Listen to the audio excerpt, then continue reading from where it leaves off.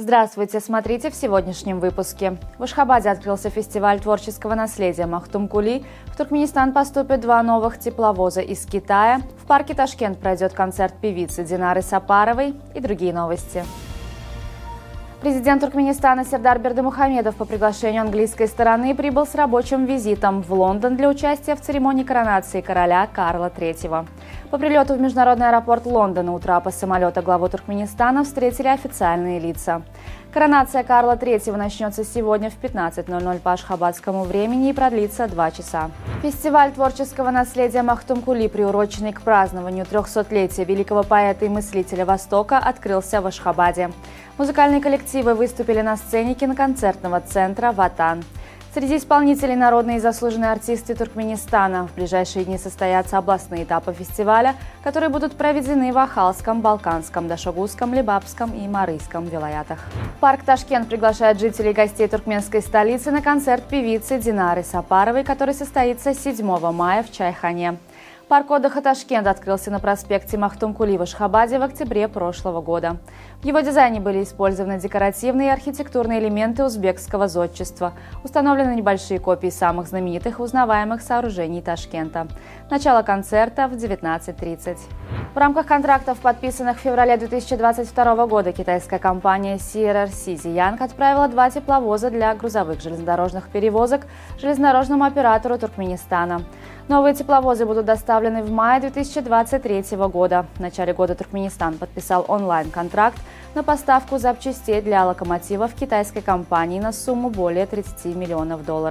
Генеральное консульство Туркменистана в афганской провинции Герат провело гуманитарную акцию на территории 20-местного роддома в городе Тургунди, построенного в 2016 году в качестве гуманитарной помощи Афганистану.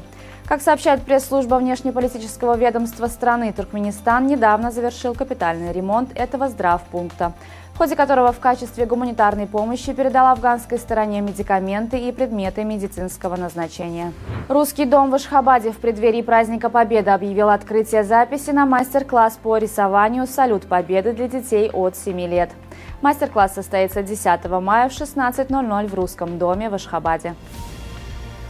Джеки Чан надеется, что получит приглашение от какого-нибудь режиссера на роль супергероя. Однако звезда сомневается, что зрителям будет интересно смотреть на него в подобной роли, так как в супергеройских проектах используется графика и спецэффекты, а он прославился тем, что исполняет в фильмах все трюки самостоятельно.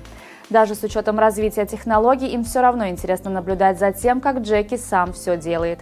Они не хотят смотреть, как Джеки играет Человека-паука или Супермена, сказал легендарный актер, добавив, что надеется все же получить роль супергероя.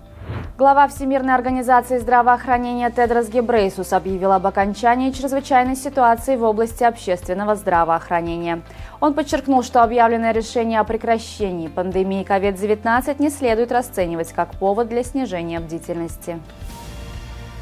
Программа 5-го тура высшей лиги чемпионата Туркменистана по футболу завершилась 2 матчами в пятницу. Аркадак одержал гостевую победу над Ашхабадом со счетом 4-2 и оторвался от преследователей в турнирной таблице на 2 очка. Небичи, благодаря победе над Энергетиком в Балканабаде со счетом 3-0, поднялся на 2-ю строчку. В четверг Капедак в рамках ашхабадского дерби сыграл в ничью с Алты-Насыром. Ахал на выезде проиграл Шагадаму. Национальная сборная Туркменистана по футболу проведет учебно-тренировочные сборы в июне. Команда соберется под руководством Мергена Оразовой и начнет подготовку к Кубку наций Центральноазиатской футбольной ассоциации. В июне 2023 года сборная Туркменистана сыграет в турнире Центральноазиатской футбольной ассоциации. Сборная Туркменистана по футболу на групповом этапе сыграет с командами Узбекистана, Таджикистана и Омана. Президент Киргизстана Садыр Жапаров принял в Бишкеке главу ФИФА Джанни Инфантино. Стороны обсудили вопросы развития киргизского футбола, а также улучшения футбольной инфраструктуры в Киргизстане.